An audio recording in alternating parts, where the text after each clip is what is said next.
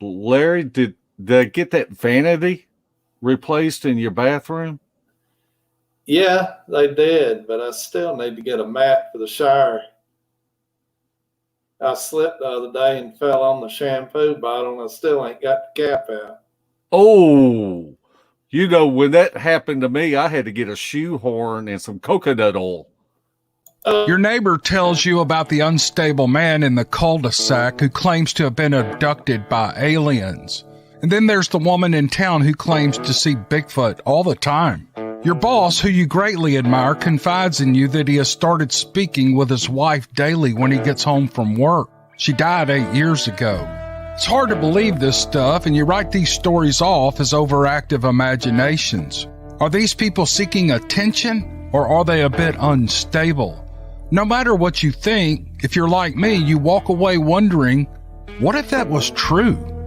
The What If It's True podcast features stories by ordinary people like you and me. Something has happened to them, something so strange they are in agony unless they tell others. My name is Cameron Buckner, and the What If It's True podcast is available at whatifitstruepodcast.com and on all available podcast apps.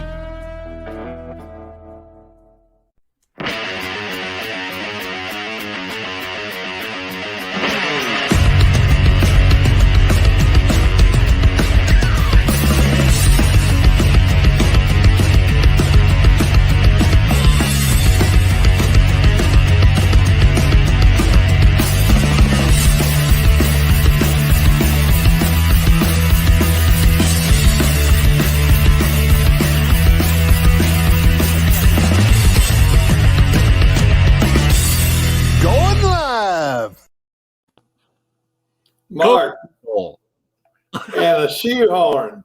Hey, the shoehorn. Let me write that down. Yeah, you can dig it out from there. Yeah. Oh, mercy. Cam still ain't sent me a check for that intro there. Yeah. I've been meaning to call him past couple of days, and you get busy doing stuff, and yeah.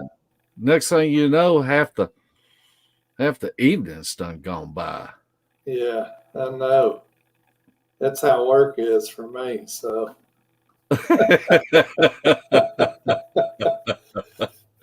all right, Mark. Our topic tonight is fishing for Bigfoot, and I know you're talking about Robert Dobson's video where he went fishing for Bigfoot, right? I was talking about our. Oh, well, Robert had a real interesting video that you never watched where he did actually set up a fishing pole. I think he had cantaloupe or something attached to the line, and he stretched that way out there, and something ran through the line or grabbed the cantaloupe. I can't remember, but if y'all have never seen any of Robert Dobson's videos, I believe they're still up on YouTube, and he's got some cool ones. Yeah. I think they tried everything you could think of. I guarantee it. Randy Harrington tried a similar tactic with the fishing, and I guess it was 12 years ago, and tweaked on it. But it's a little bit different than what we're going to be talking about tonight. And it's anybody can have a hobby, and you just incorporate that hobby into boogering.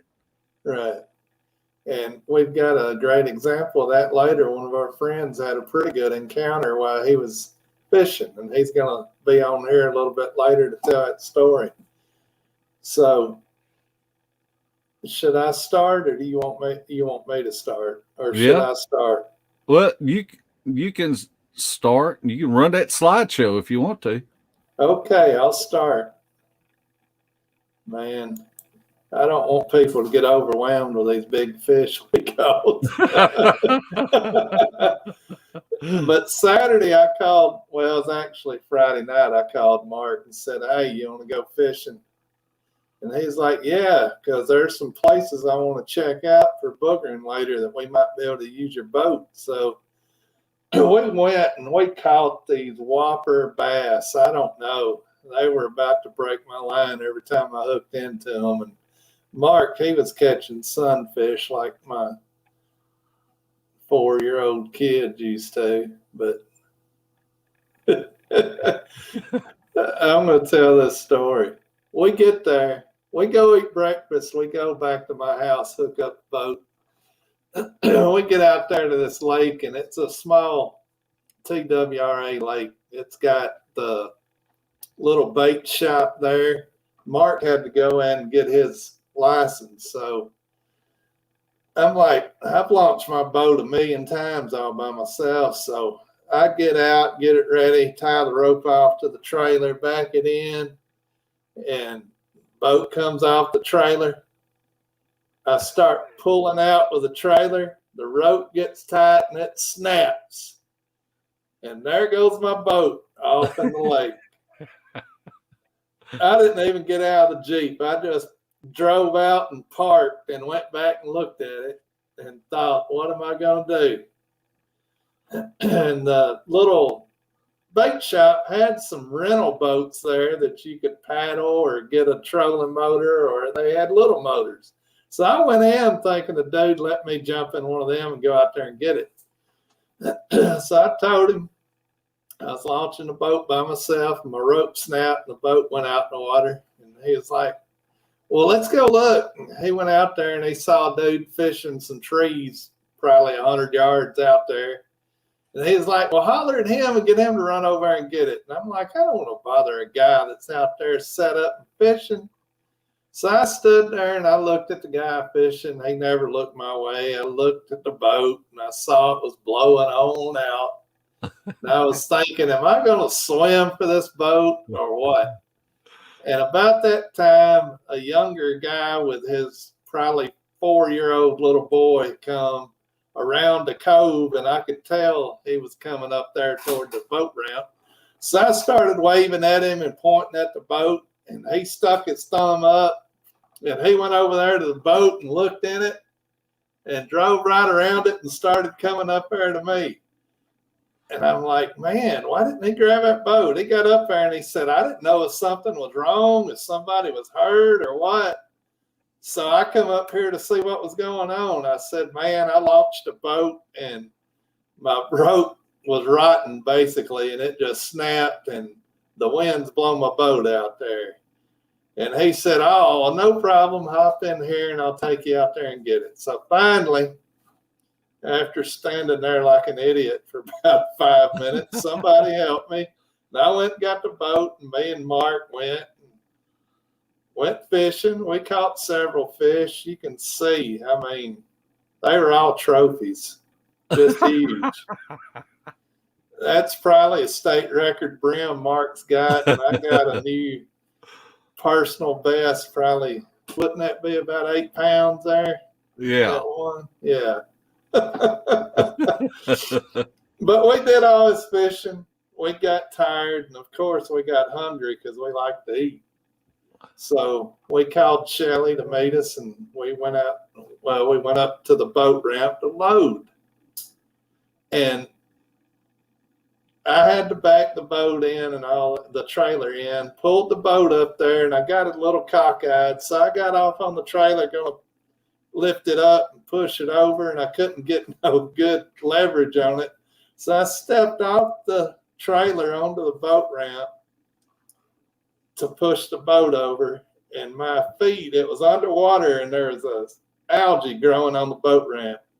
And as soon as my foot hit, it's like I was on ice, and both my feet went straight up there, and I went on my back in the water. Phone in my pocket, my billfold in my pocket. And I tried to scramble as quick as I could to get up. And the more I tried to scramble, the worse it was.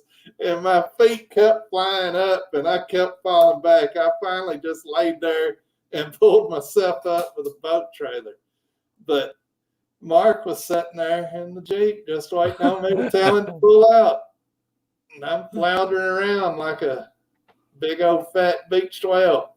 I had people on the fishing pier looking at me going, good grief. And Mark's like, I heard all that commotion back there, but I didn't know what was going on. Well, let me ask you this. When you slipped in the boat ramp, you didn't fall on a shampoo bottle, did you? No, there weren't any shampoo bottles out there. It didn't push that cap up a little further, did it? Oh, man. But actually, it was a good day of fishing. Yeah. It didn't start well and it didn't end well, but the middle was really good. Yeah, we caught a lot of fish. We had to change our tactics. And when we changed our tactics, we started catching fish then. That's right. Always use the red shad culprit worm and you'll wear them out. Or a real worm, ain't that right, Mark? Yeah, I used a real one. Right. But you know, I like brim fishing. It ain't nothing like having an ultralight and just wearing some brim out. It's just, you know, that's where you need to take a kid with you, really. Yeah. Well, I mean, there's a lot of men that drive from Indiana, Illinois, Missouri, Arkansas to Reelfoot to catch brim. So, I mean, they do fight. So, they're fun to catch. But tell the people what your whole idea was with all this.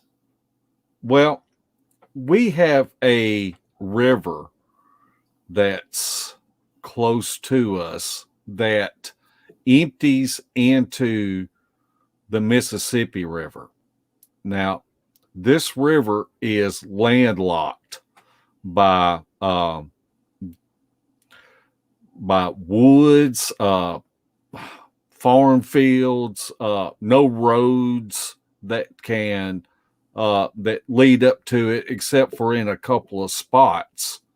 But it's just miles and miles. And my idea is that we get out there in the boat, we throw some hammocks or a tent and our supplies with us, and we just fish. We cruise up and down this river just fishing, looking for signs on the side of the bank.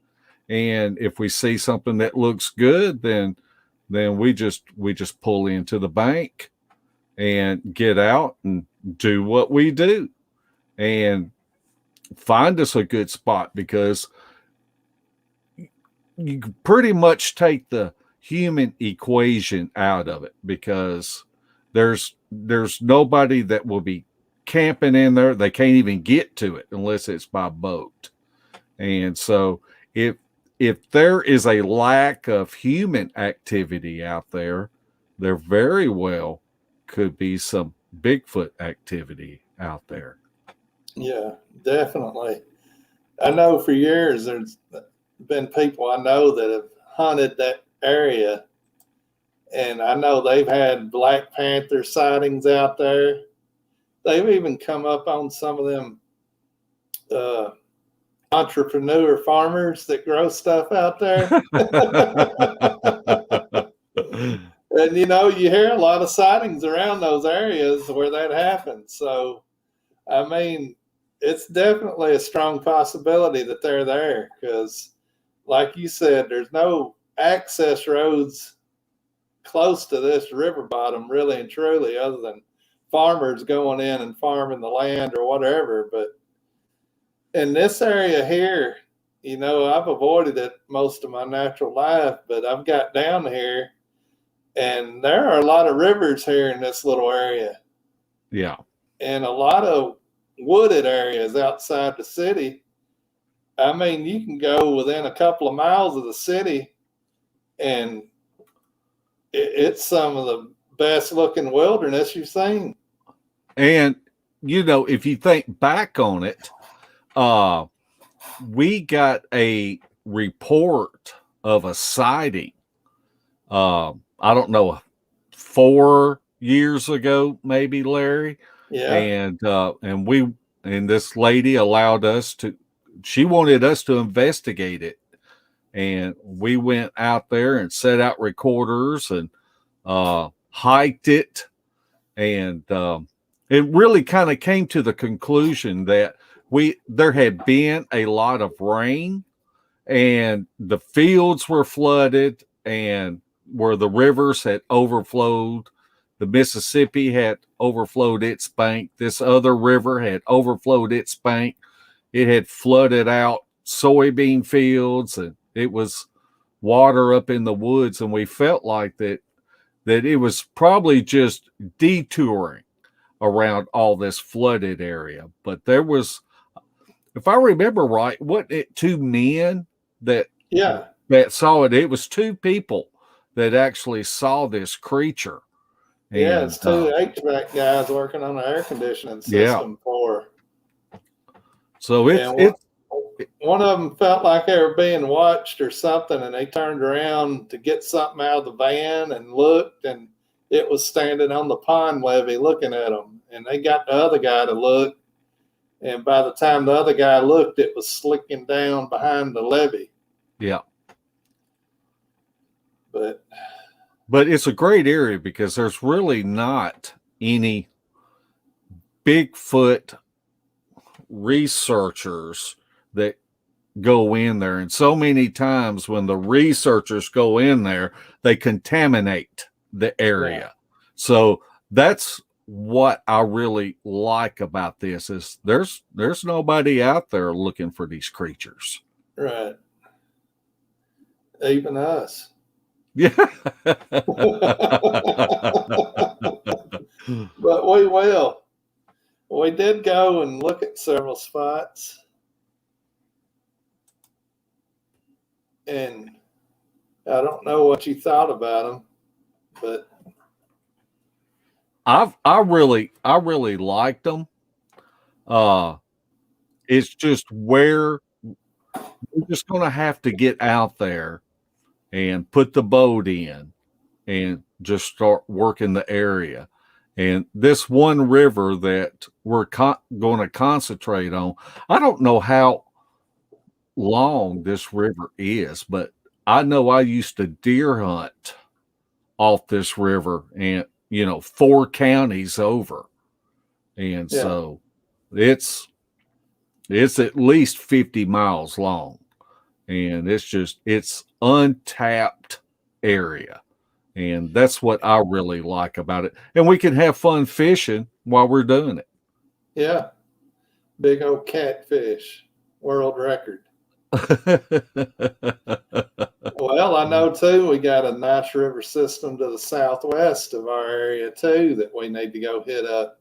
I have deer hunted that area, and it is a lot of hardwoods with some swampy areas, which is great for what we're wanting to do. So do you want to bring Mike on to tell his encounter story here? Yeah, because he had an encounter story while he was fishing. Yep. So, bring him on. Right now? Yeah. All right. Here's Mike. Hey, Mike. What's happening, fellas? Not much. How are y'all doing? We're doing good. I've known Mark a while. Never knew he had those guns that I saw on that tank top he had on there in that boat. He's been working out. Yeah. Okay. It's just natural. Yeah. Well, I got you. Yeah. Some of us just born with good genes, aren't we? Yeah. But Larry, I was also going to say, you kind of relate this to Bigfoot in the fact that when you're doing something and you're not thinking about Bigfoot, how hard it is to have a camera ready. Yeah. Such as Mark didn't get you falling in the water and busting your butt and all that. Man, we should have had that on video. That should have been on tape. I guarantee it. Any of that, the beginning or the end, would have been great. Right, all of them. Right. Mark said something about me running the GoPro, and I'm like, oh no. We ain't gonna run with them. Which all you'd have seen was sky and water Yeah. splashing, so it wouldn't have mattered. I've told my buddy that I've deer hunted with all my life. I said, if we'd had a camera with us the whole 40 years we've been deer hunting, we could make $1 million on the blooper videos. Ain't no doubt. Guarantee it. There's some stupid stuff that happens. So how are y'all doing? Good. Good deal. Now, you had a possible encounter at our home turf. Yeah. Up near Land Between the Lakes, close to it. Pretty near. Just on the other side of Kentucky Lake, though. Not on the side LBL's on, but same body of water. Right. Right. You want me to just go into it? Yeah, just go into it. Well, obviously, this is how I got to know Mark and Larry, because prior to this, and this was stuff I was going to talk about on your show that I missed the other night, Mark, but, I won't bore you too long, but how I kind of got into this was from that encounter. And I think there's so many people out there that have something happen and it just takes Bigfoot from the back of the brain and puts it on the front of the brain, and I think a lot of folks, that the skeptics and the armchair quarterback squatchers, so to speak, that never get up out of the chair, off the couch and go in the woods, that I think they just haven't had that experience. And, and until you do, I can understand the skepticism. I'm still skeptic. My job allows me to, or I have to be. But I will say that this experience took, wondering if the thing was so, figuring there must be something to it. However, not around here. It was a California, Oregon thing, and put it right on the front of my face to go, wow, maybe there must be something to this stuff. Of course, I watched the Monster Quest shows, but probably what got me in the reality TV shows was the ghost hunter stuff first. Yeah. I remember my stepdaughter and I would sit and watch those shows and just intrigued by that. Not that I'm a ghost guy at all, a paranormal guy or not per se. But then it just kind of went from there. And then the encounter happened, or this experience happened. And shoot, next thing you know, I'm meeting Mark and Larry not long after that. So in a nutshell, what happened is I've got a first cousin. His name's Greg, same last name. He's a huge bass fisherman. And he has the big bass boat and, all the toys on it and all that. And he's real deal. There ain't no doubt. If you want to go catch some fish, if you go out with Greg and don't catch some fish, it's your own fault, because I guarantee you he caught some. He's that kind of guy. He's that good at it. Well, we would go from time to time, for 2 or 3 times a year. And we just happened to be out this day. And this was, I'm trying to remember exactly if it was late morning or say the last hours, the last couple hours of the afternoon. I don't remember if we went that morning or if it was afternoon. I'm going to guess it was a little bit more into the morning, because we normally did go mornings. However, I'm just not sure on that, but it was late enough in the spring where the leaf clutter had taken over enough that you couldn't penetrate a site into the woods very far. But we went into this little bay area. Of course, I'm at his mercy. He's running the show because he knows what he's doing. So I'm in the back of the boat. He's in the front. Pulls in this little inlet. I don't really even call it a bay. It went in maybe 40 yards and then went down maybe 75 yards and then come back out to the main lake. And this would have been on the Kentucky Lake portion just south of Paris Landing, if any of you is familiar with that area. You cross over to and we were on the what would be considered it would be the western side of the shoreline there. If you cross the lake and got over on the eastern side, you'd be at the land that connects the southern end of Land Between the Lakes, as Mark mentioned. So it was close by, just on the other side. Anyway, I won't give away exactly what all that was because I don't want 100 people running up and down, tromping around in the woods right now. But it was south of the Paris Landing Bridge. We'll just put it that way. So we were in there and flipping brush hogs in the buck brush, and the last thing on either one of us' mind is some kind of cryptid type thing to happen, some kind of weirdness to happen. But we're trolling around, well, just think, I don't know if you've ever fished plastics before, but when you're flipping plastics, you're not going to be really casting at a long distance. So we were up 15 yards from the buck brush that's grown out along the shoreline and the water. Yeah.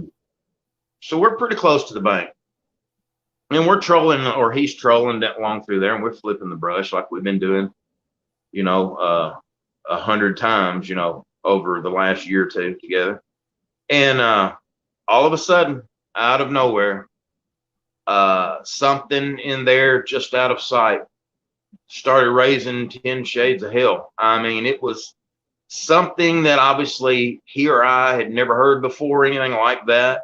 We both have been in the woods all our lives. Our dads were in the woods all their lives, had us in the woods, hunting, rabbit hunting, deer hunting, different things like that. So, we'd experienced what you would think would happen in the wooded area in the same county we lived in. You'd have thought we'd experienced it. Well, whatever this was took off with this bellowing growl that sounded like, Hulk Hogan mad, just screaming and hollering and bellowing out from a lung capacity that was obvious, not normal. Yeah. So Greg's instinct, and this was one of the things that I really liked, that I had watched shows before, had some intrigue in the unknown and the weird and the UFO thing or whatever, just to watch the TV show. But Greg is a no nonsense kind of guy. He's the kind of guy that's gonna sit home and watch a baseball game or a fishing show, and he's gonna go to bed and get up, go to work, do the same thing every day. So you're talking about a no nonsense kind of guy when it comes to this kind of stuff. It freaked him out so bad that he about threw me out of the back of the boat because he had like a 70-pound thrust on this bass boat. He hit that wide open, and I just remember going back like this, and that thing's still in there, just raising cane at us. And he starts trolling down the shoreline, trying to work himself kind of at an angle out of there, but there was some stuff in the water to the right of us that kept us from going straight out. So he had to kind of go down the shoreline a little way. So we probably went down the shoreline a couple of 100 feet before he really got to in this shallow kind of sandbar right there too. And he kind of had to go down parallel to the bank for a ways before he could start back out toward the main water. And we just both are and just being quiet. We ain't saying nothing because you're just in shock when something like this has happened. I'm just keeping my eyes peeled in the woods, waiting for the woods at, what it was doing though is it paralleled us as we went. It stayed with us, still raising cane. And what I noticed that stood out the most at the time was up about 10 foot up in the air, you could see the limbs shaking up there as it went down with us. I wasn't seeing any movement down right in front of us. It was up high and moving and shaking limbs, and leaves were shaking on these limbs like a squirrel looks like as they jump limb to limb, but a whole lot, 10 times more across. And then Greg finally was able to start diagonaling back out toward the main body of water, and he got out there a little ways, and the thing stopped and it shut up as we got out of its way. And Greg just turned around and looked at me, and it's a kids friendly show, so I'm not gonna say it, but it was what the blank was that? And that was Greg turning around looking at me, and I don't know, man, did we just have a Bigfoot encounter? And he goes, I think we did. And Greg would have been the last one to say he had a Bigfoot encounter, Right. So we certainly didn't have Bigfoot on the brain, but I definitely got it on the brain after that. Yeah. So that's my encounter, if you want to call it an encounter. Certainly an encounter of something. So Anyway, that's it. Well, we've talked about it a lot. And then I met y'all a little later. Yeah, I know that you run through your head wild Are you there? hog. I can't hear you.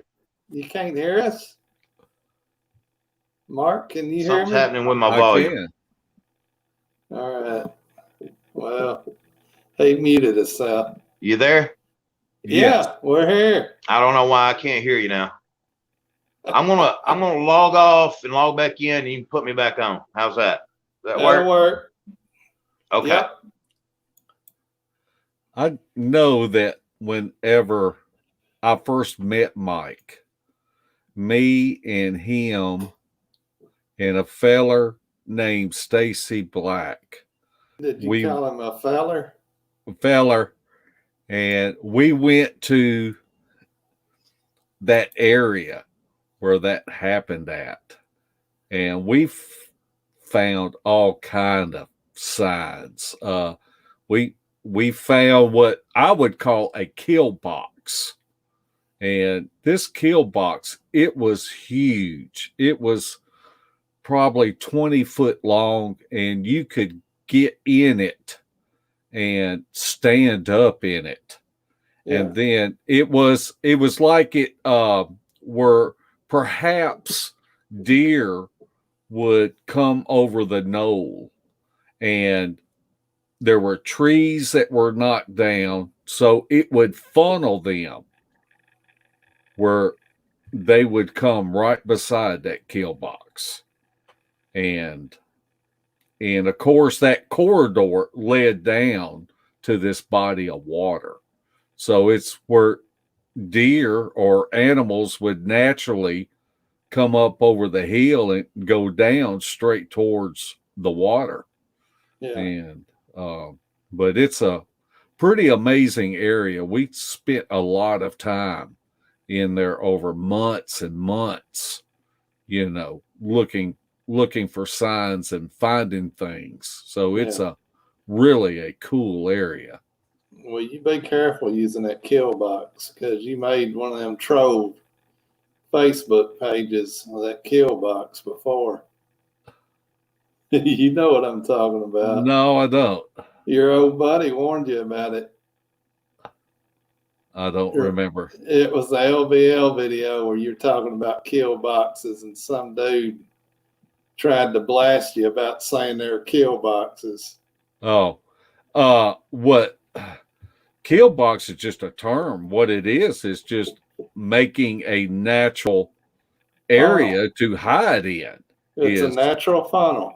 Yeah, it's a natural funnel. Yeah, but a sidewalk spitter don't understand that. Let's see if Mike can hear us. Mike, can you hear us? I can hear you, and I don't know. You got any earbuds? Yeah, let me try that. But you know what? I went out to Como today. You know where that is, Larry. Yeah. And to put some salt in my salt lick, and got hung out there, and my phone got wet. So hopefully. Oh. Well,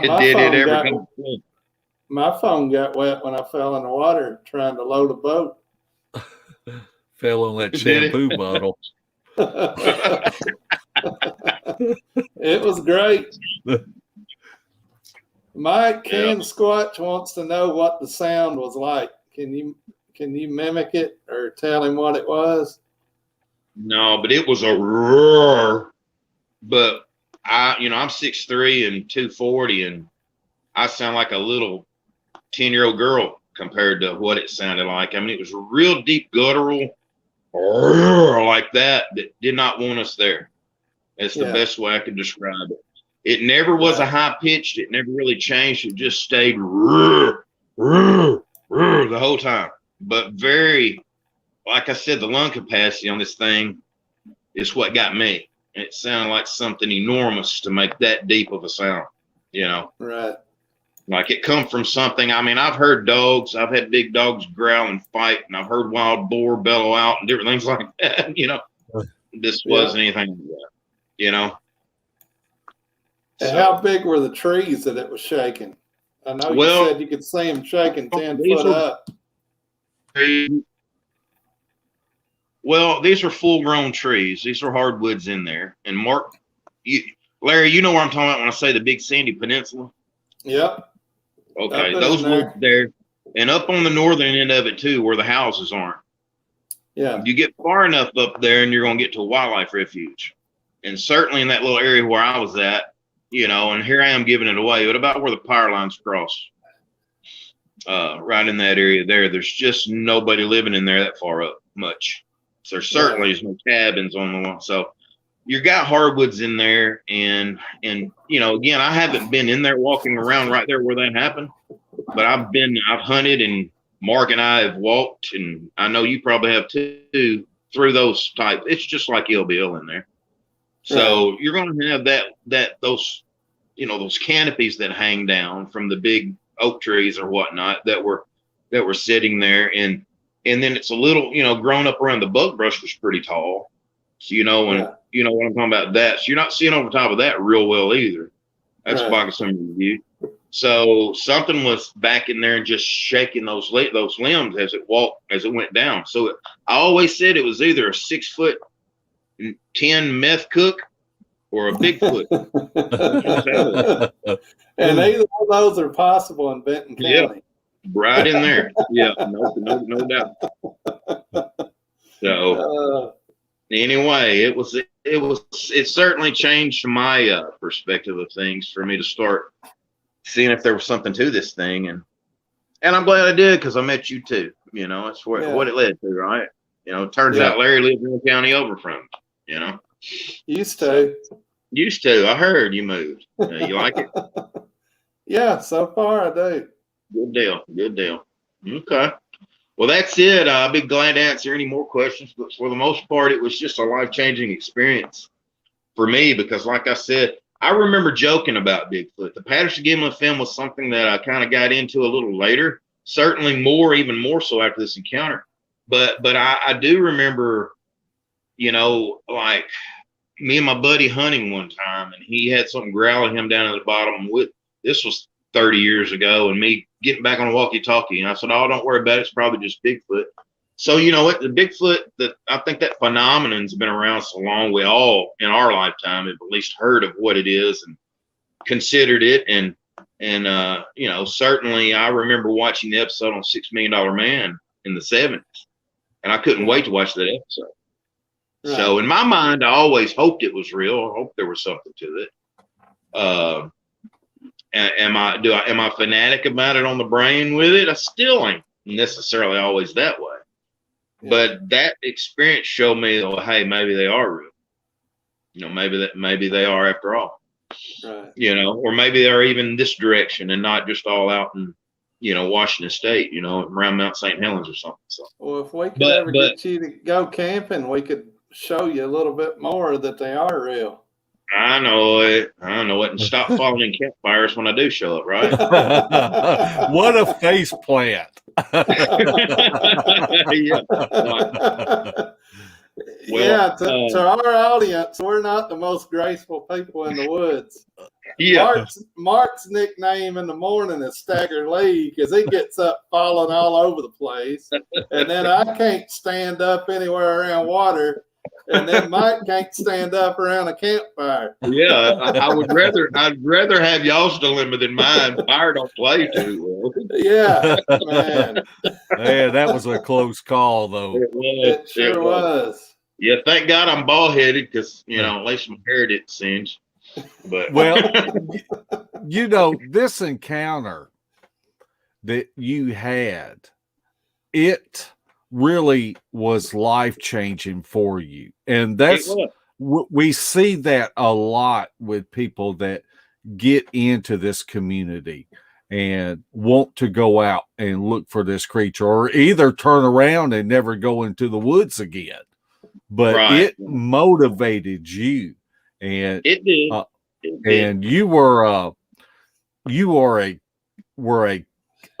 a key player with the EOTBF, and that's how we met. Coming in there, and you are a great leader when. Well, thank you, Mark. That comes, because I was, I was into it, but I wasn't researching at LBL, and you just took me under your wing, and we would go out and you would just show me all these different places, and it was fantastic. And then we met Larry, and Right. and Larry was at a familiar. Yeah. Right. At the camp out. Sure did. Or that's where I met Larry. It was at the camp out that we had. Yeah. So the meet and greet, so to speak, camp out we had. Well, yeah, I found myself, I did what a lot of people have done.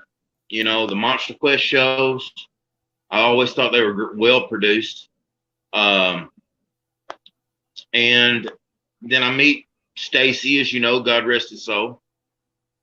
And but how I met Stacy was through the BFRO, database stuff, and then a Facebook page. And I think a lot of people go there first.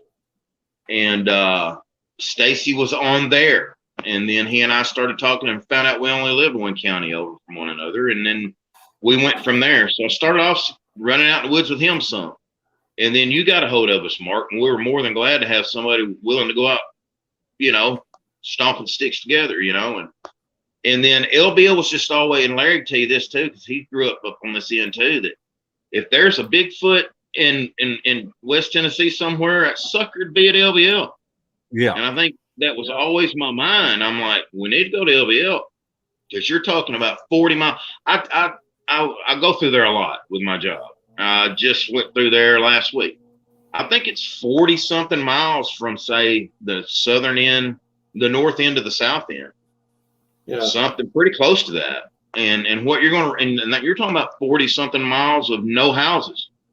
You do have a lot of visitors there, but you just don't have occupants there anymore. And it's just and it's 85%, 90% woods too, problem, Yeah. So, well, anything can hide in there, So I'm going to tell this funny story, and me.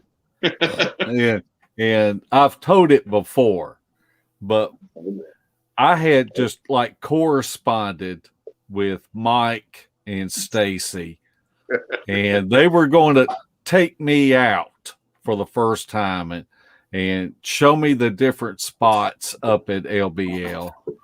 And so I'm driving up there, and I start to get close, and I ask if they're there or not. And they said that they were there. And of course, Larry knows I'm always running late. Always. And at Kurt's little gas station, you know what I'm talking about, Larry, right there on the right where you get to Paris Landing? Yeah. That's where we're yeah. Go ahead, Mark. Well, this was actually in Benton County. Okay. When we went there, okay. Yeah. Okay. So I'm coming down the highway, and I knew where y'all were going to be at. And okay. So I asked what you were driving, and you said that you were in a silver van, and you asked me what I was driving. And I told you that I was driving a 1972 Ford panel van that had two donuts on it. It has a lot of rust and Bondo on it. And so I'm telling you that, and I'm pulling in the parking lot, and I just kind of went past y'all, and I told Mike, I said, I positioned my truck where I could block him from pulling out of the driveway, and I said, Mike, I weigh almost 500 pounds. And I'm going to need some bathroom help when I get there.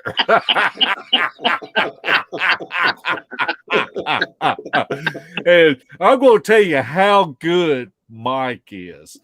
He never started that van up and bolted out of that parking lot. I was ready to block him if he did. But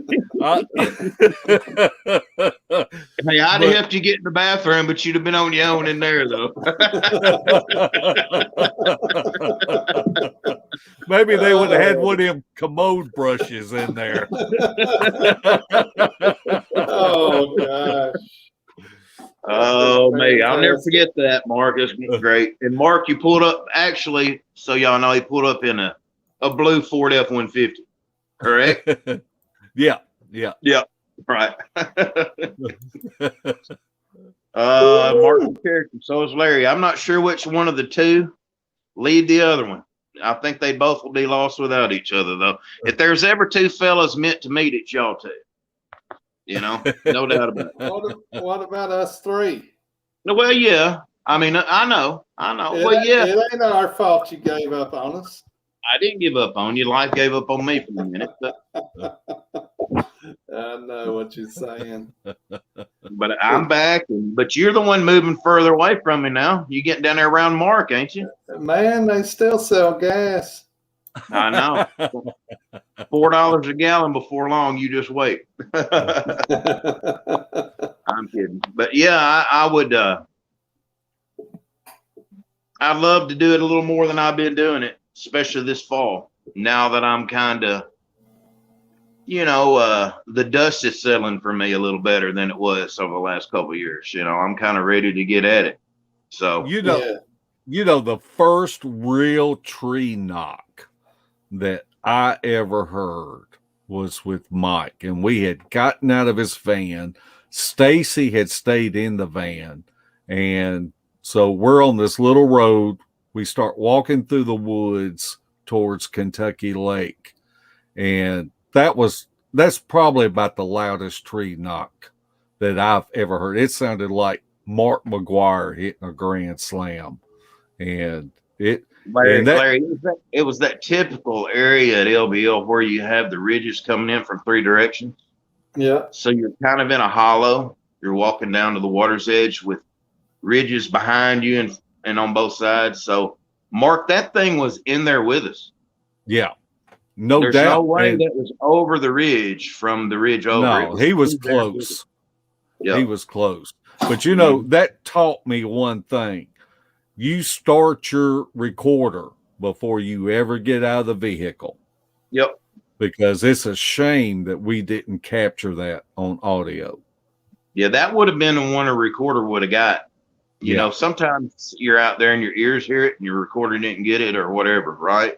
Yeah. Because us three had one, remember? The three of us had one, remember? On the weird alcohol, remember? Yeah. When Larry did the alcohol, remember? Yeah. Right. We heard a wood knock before that, remember? Yeah. Isn't that right? No, we didn't get it either. No. But it's just Mark, that one sounded 50 yards away from us. That one did. Yeah. Yeah. So if we had a recorder on, we'd have got that one. No doubt. I think if we was filming with a cell phone, we would have even got it. It was that, that loud. That's no doubt the loudest one I've ever heard. And I want to throw this out there to the folks watching too. Don't think you got to be out in the woods at 2:00 in the morning to hear one. Right. Right, Mark? You just got to be in the zone. You do. So I'm not saying that it's not more active at 2:00 in the morning. I'm just saying, Mark, that wasn't 2:00 in the morning. When that happened. Yeah. So it's more like 2 in the afternoon. It probably was. It was the afternoon. But such a rural area. I mean, there was nobody for miles but us three right there at that time. Right. So they didn't have a big reason to be hiding at that point, so. But anyway, I got to go. I got the fever enough to walk LBL because my job sends me away, as y'all know what I do, and coming and going, and I've driven in there many a time. Not crazy long ago, remember? So, I found myself in there and found some tracks and found a structure that I still can't explain. I've still got pictures of it and all that, and you can't find evidence by sitting on your couch. So the reason why I don't have any new to give you is because I've been sitting on my couch. but you got to get out there. Yeah. Well, you found some tracks or possible tracks a few times. Uh-oh. What happened now? I don't know. Was it me? See if I can get on here. It was me. Go ahead, Mike. I did it. It wasn't nothing on your end. Put in the back show again.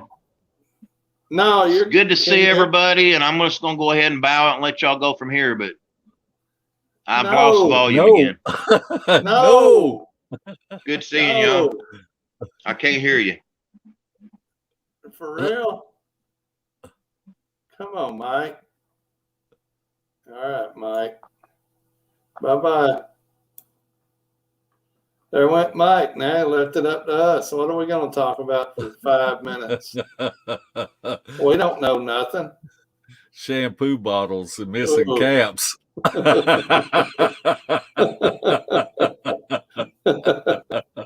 Oh, well, speaking of fishing and boogering, I know Cheryl Corntassel's told us many stories of him kayaking those small streams in East Tennessee, northern Georgia, trout fishing, and start getting rocks thrown at him and stuff. If he sat somewhere too long, he's had that happen a number of times. And I know there's got to be other people that do that. I know you hear encounter stories of people that go down to a small river and they're night fishing for catfish or whatever, and they start getting screamed at or start getting stuff thrown at them. It's a pretty, I ain't going to say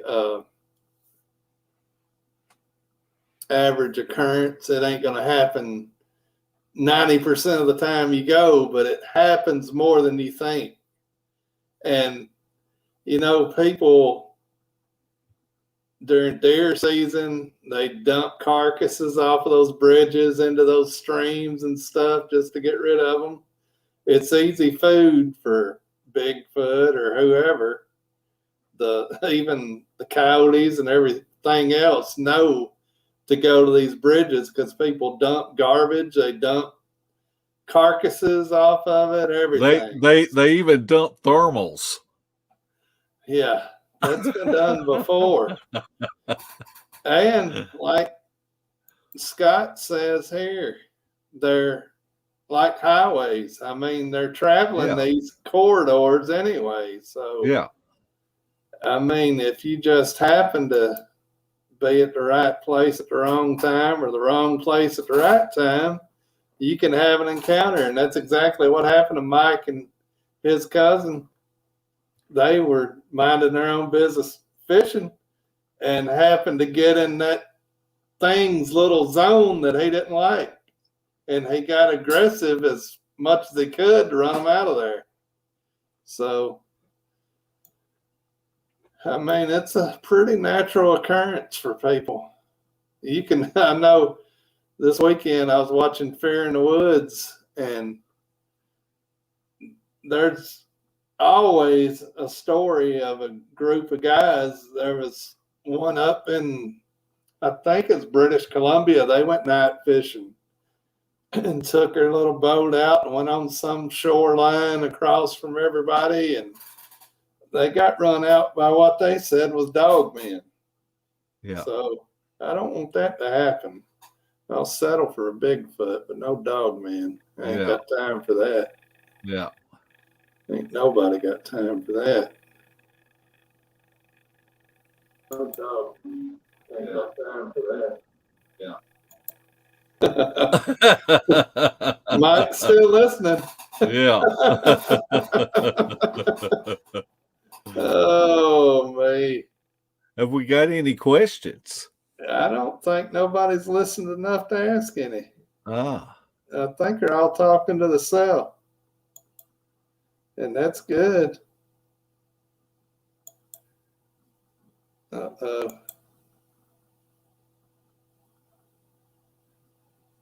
Here's what Mike said. Man, I got to get another computer someday whenever I get independently wealthy.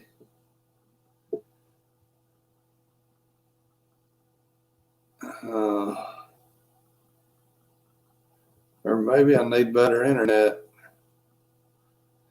You know, So, I did Texas front porch right before we come on here, and yeah, my internet went out. I'm talking about like 6 minutes before airtime.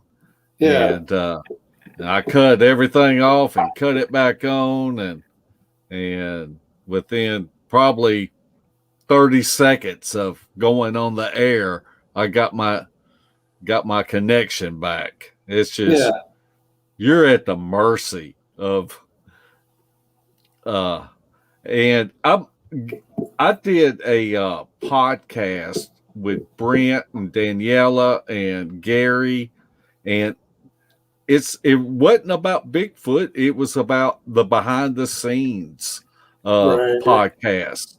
And bragger. so so but it's supposed to come out Sunday night, I think. But it's really I really enjoy doing that because so many things can go wrong, you know, when you're on the fly. We had a guest last Thursday night, and he was having problems coming on. His computer was down, and he was trying to connect on an iPhone, and it wouldn't connect. And he asked me if I could connect it to Facebook and, you know, screen him on that away. And I'm like, man, not on the fly like this. Yeah, I wondered how he got on later. So he went on through Facebook. Yeah. Well, I would figure that would work the same, but I don't know. Technology's crazy. David Blaylock wants to know when you're going fishing again. We can go this coming weekend if you want to, Larry. It's getting out of hand. I'm going tomorrow afternoon, probably. The battery's charging right now. Looky here. Larry and Mark, would y'all consider coming out the Squatch out in September? I think that's it's in Tennessee, I believe, but it's like close to Chattanooga, maybe. Joe I might don't have to know. let us know. I know he's coming this way, which that's on the other side of the state from us. And actually in Tennessee, going from the Memphis area to East Tennessee, I mean, you could just about make it from Memphis to Chicago, Yeah. you know, with the same time. Do you see his question from Scott Espinosa? Did Larry really move? Looks like he put the same pictures as he had in the old place. Well, I don't know how you move, Scott, but whenever poor people move, they take our crap with them, and then they put it back up. You know, not everybody can drive a Tesla and all that stuff. Can't hide money, Scott. Can't hide money. Bow, bow.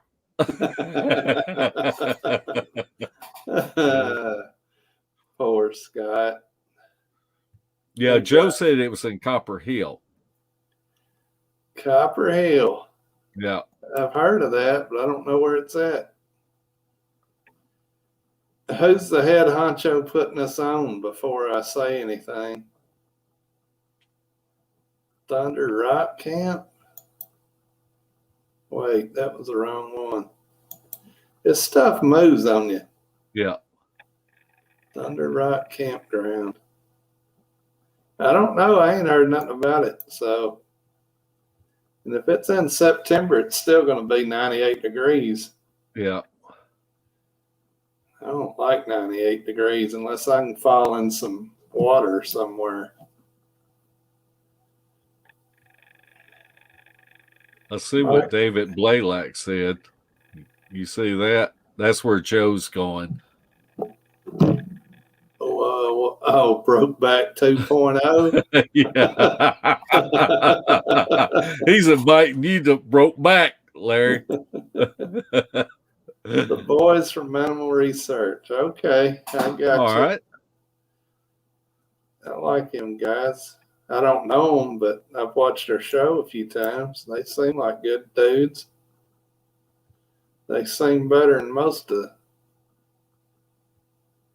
Never mind.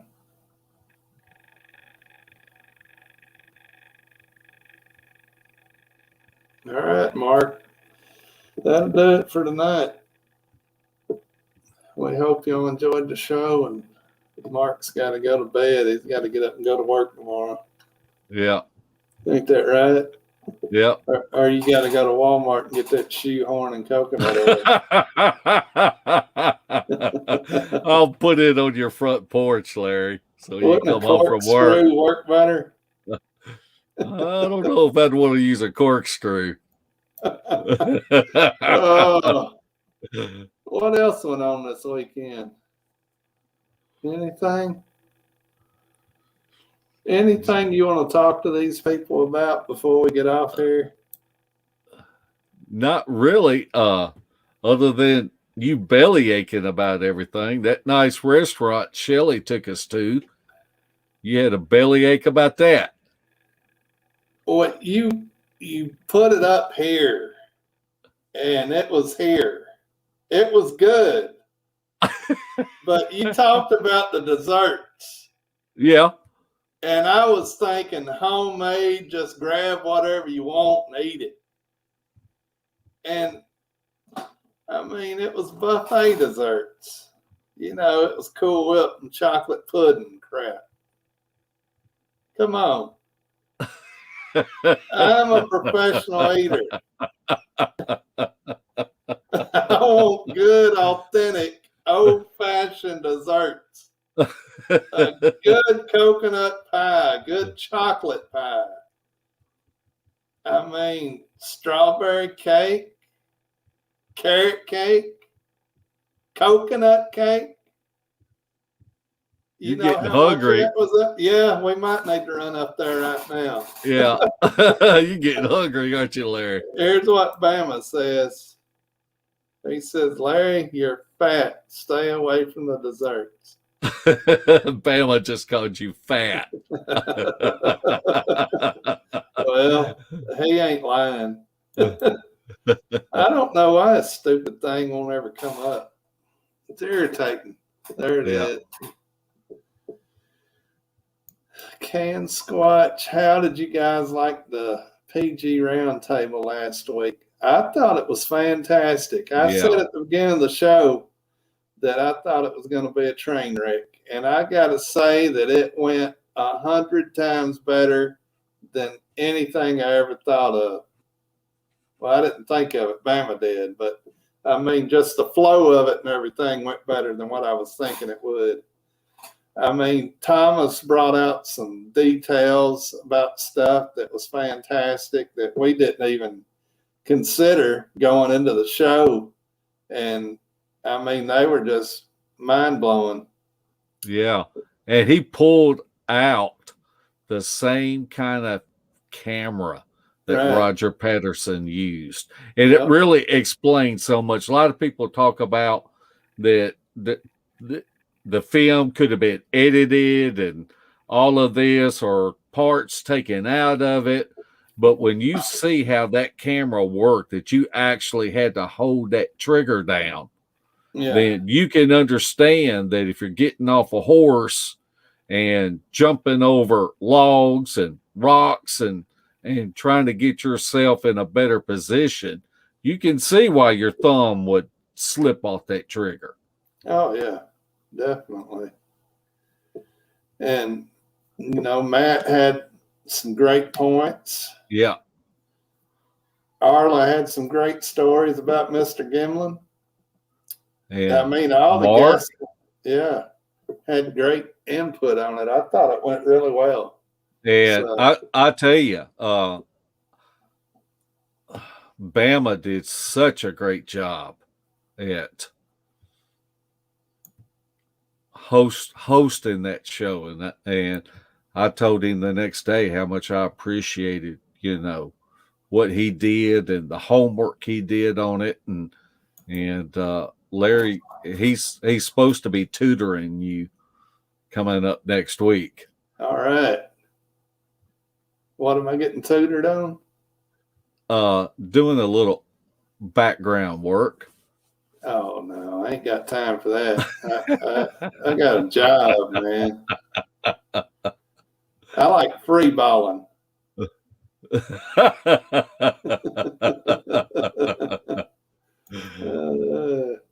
We'll let Bama do all the background work. Yeah, Bama is a rock star. Yep, sure enough. He came up with the idea, and he initiated it, and he executed. Yeah. It was great. And I don't even know why I was on there. I should have just gotten a chat and talked to everybody because Bama had it under control, and I liked it.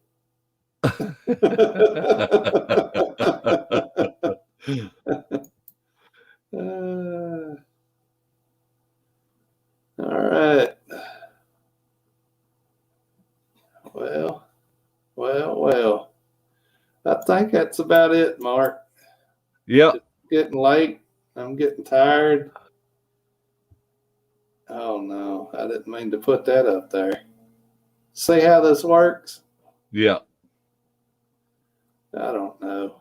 I can't even see it now to get it off there. All right. I'm not a teacher. I'm a student. Let's run these pictures again real quick to make sure everybody knows how great fishermen we are. Do you want to talk about your tactics on catching that new state record brim right there? Well, actually, you helped me out with that because I was fishing with a bobber and wasn't having no luck. And you said, take that bobber off, fish it off the bottom. And I'm thinking, for brim? Yeah. But I did. And man, they started hitting and you wasn't catching nothing. And so you changed your tactics. You went from blue to red. And then That's you right. started wearing them out. Yep. Well, I talked about my granddaddy, and that's what did it. Yeah, I forgot about that. He was with us. We had a suggestion here. Let me read it before I put it up. I'd like to see a show. Okay. Oh, come on. This is ridiculous. I think I hit it and it's going to come up here, but Flat Rock Booger. Yeah. Would like to see a show on why we don't need a body. Here, mark it down. Bama come up with another idea too. Yeah. And it's a good idea. Well, to be honest with you, Flat Rock, me and Larry aren't really looking for a body because we're not trying to prove it to nobody. We're just out there to have interactions and put ourselves in a position where we can have interactions. Yeah. But that's a great show idea. Yeah, we're going to do it. You writing that down, Larry? I'm writing it down right now. And I'm writing down Bama's idea that he sent me the other day before I forget it. All right. I got it written down. Anybody else got any suggestions? You can put them in the comment on the YouTube channel because it's almost night time for me. What do they say? Night forever. I call it sleepy time. Debbie calls it night. All right. I think we got everybody. If I missed anybody's comment or question that y'all wanted up here, I apologize because I'm slow. Well, there was your opportunity to say Jijaba. Yeah, whatever. Jijaba. Jijiba. Is that like giddy up?